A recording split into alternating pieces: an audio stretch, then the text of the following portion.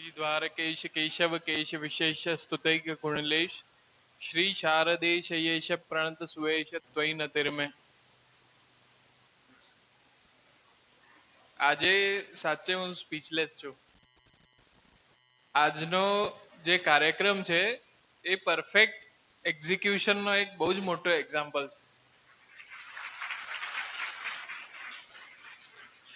ખરેખર જે કોર્ડિનેશન, જે સિંક્રોનાઇઝેશન, જે એનર્જી હતી અને જેવી રીતે બધાની ઇન્વોલ્વમેન્ટ હતી એ જોઈને બહુ જ અત્યંત આનંદ થાય છે કે જે શ્રી વલ્લભભી આજે જોઈને અને અતિ પ્રસન્ન થતા હશે.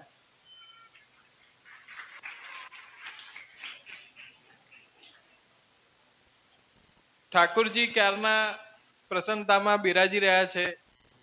ગ્વાલ બાલ એમના નૃત્ય કરે છે, રાસ કરે છે, વિવિધ લાડ લડાવે છે પ્રભુને.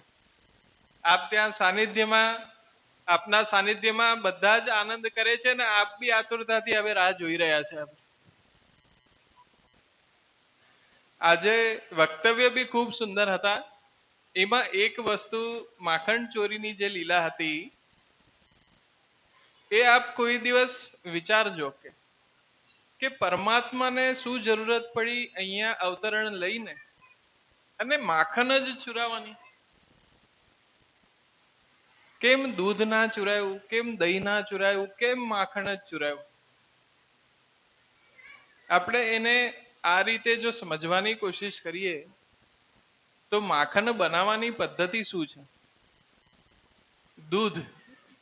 દૂધથી દહીં બને, દહીંથી છાછ બને, છાછમાંથી ને માખણ નીકળે. હવે આ છે ને એક બહુ જ મોટું કારણ છે. દૂધ એટલે કે મન. અમુક વાર એમાં ઉબાલ બી આવી જાય, અમુક વાર એ શીતલ બી હોય છે. એ જ્યારે સ્થિર કરી દો, મનને જ્યારે આપના ચરણોમાં સ્થિર કરી દો તો એ દહીંનો રૂપ લઈ લે છે. દહીં સ્થિર છે એટલે કે આપણી બુદ્ધિ. આપણી બુદ્ધિ જ્યાર સુધી પ્રભુના ચરણોમાં સ્થિર નહીં થાય ત્યાર સુધી એ દહીં, જે આયુર્વેદિક દૃષ્ટિકોણથી જોઈએ તો સ્વભાવનો ગર્મ છે, પણ એ જ દહીંમાં, એ જ બુદ્ધિમાં આપનો રસ અગર જો સંમિલિત થઈ જાય તો એ છાછ પછી શીતલ બની જાય છે. એ જ છાછ આયુર્વેદ કહે છે કે શીતલ છે, એટલે કે આયુ ચિત્ત. ચિત્ત જ્યારે શીતલ હોય, જ્યારે નિર્મલ હોય, કોમલ હોય, ત્યારે એમાં મંથન કરીએ તો જઈને નાથદ્વારામાં કોણ બિરાજે છે શ્રીનાથજીના સ્વામીજીના રૂપમાં? નવનીત પ્રિયાજી.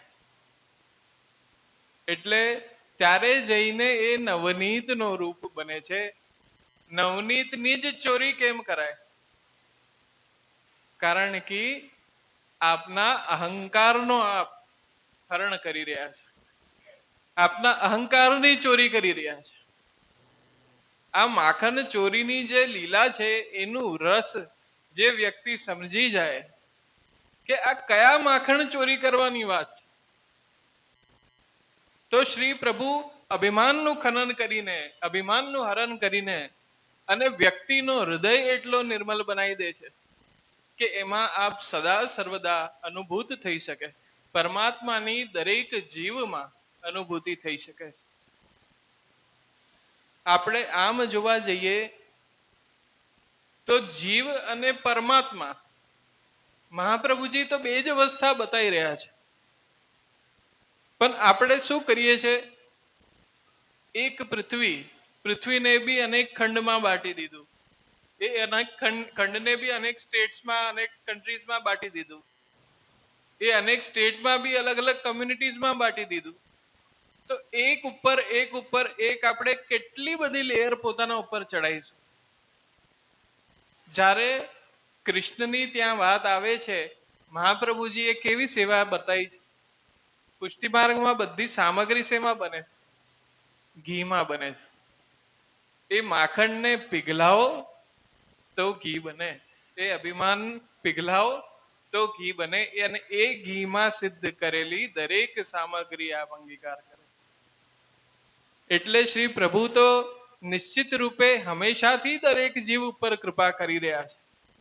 જે રીતે દ્વારકાધીશ પ્રભુની આજે પ્રસન્નતા જોઈ છે મેં, એ સાચે ખૂબ જ અવર્ણનીય ઘટના છે.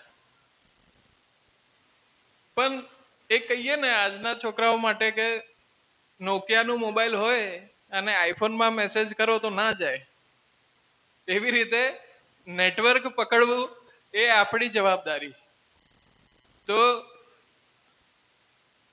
શાસ્ત્રો કહે છે 84 લાખ યોની છે. હવે સાયન્ટિસ્ટ કહે છે 90 લાખથી ઉપર છે. પણ કોણ જાણે કેટલી છે ને કોને ચિંતા છે? અહીંયા આપના સાનિધ્યમાં આપણે બેસ્યા છે, એનાથી મોટું સદભાગ્ય શું થઈ શકે? મનુષ્ય યોનિમાં આપણું જન્મ થયું છે. જન્મ થવાના જ હોત તો કોઈ બીજી રીતે બી થઈ શકતું હતું. આપણે પરમાત્માને જોઈએ છે કે અહીંયા અનુભૂત આપણને થાય, એટલે આપણે અહીંયા છે. એનું કારણ કશું જ નથી. એનું કારણ કેવલ આનંદ છે. તો આ જ આનંદ, આ જ નિર્મલતા, આ જ કોમલતા અને આ જ ભાવ મનમાં સ્થિર કરીને શ્રી પ્રભુના ચરણોમાં આપણે આપણું જીવ લગાવીએ અને એ જ ભાવથી આપણે સેવા કરીએ તો નિશ્ચિત રૂપે બધાનું કલ્યાણ થશે, એવું મારું ચોક્કસ માનવું છે. આજે દર્શનના સમયમાં બી ઘણું વિલંબ થયું છે, એટલે હવે ઠાકોરજી બી રાહ જોઈ રહ્યા છે બધાની, ગ્વાલબાલોની.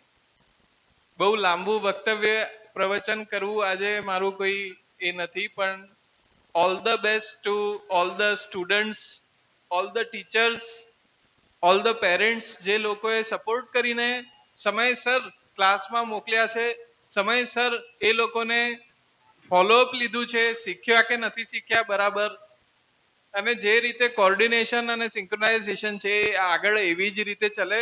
અને હું તો કહું છું કે અનેક એવી પાઠશાલાઓની બી આપણે કોમ્પિટિશન રાખીએ, જેનાથી ઇન્વોલ્વમેન્ટ વધે અને આપણે સ્પોર્ટ્સમાં બી આ વસ્તુને લઈ જઈએ. મારું ચોક્કસ રીતે માનવું છે કે સ્પોર્ટ્સ અને મ્યુઝિક એ કિડ સાયકોલોજી માટે સૌથી જરૂરી અંગ છે. બે વસ્તુ એ લોકોને કરાવો ને તો ત્યાં જ અડધો સ્ટ્રેસનો અસર ઓછો થઈ જાય છે. આજના કરિક્યુલમ, આજનું જે એન્વાયરમેન્ટ આખું આપણા છોકરાઓ માટે છે એ એટલું સ્ટ્રેસફુલ થઈ ગયું છે કે એનાથી નિવારણ કરવાનો બી એક આપણને સાધન શોધવું જોઈએ. તો એવી જ રીતે એ એનર્જી બની રહે, એ ઇન્વોલ્વમેન્ટ બની રહે. અને all the best two everyone involve. ખૂબ જ ધન્યવાદ આપું છું ટીચર્સને બી કે એટલું સરસ એક્ઝિક્યુશન કર્યું, એટલી મહેનત અને એટલું સમય આપીને છોકરાઓને એટલા સરસ તૈયાર કર્યા. ખૂબ ખૂબ અભિનંદન આપું છું અને એના જ સાથે મારા વક્તવ્ય શ્રી પ્રભુના ચરણોમાં સમર્પિત કરું. શ્રી વલ્લભાધીશ કી જય.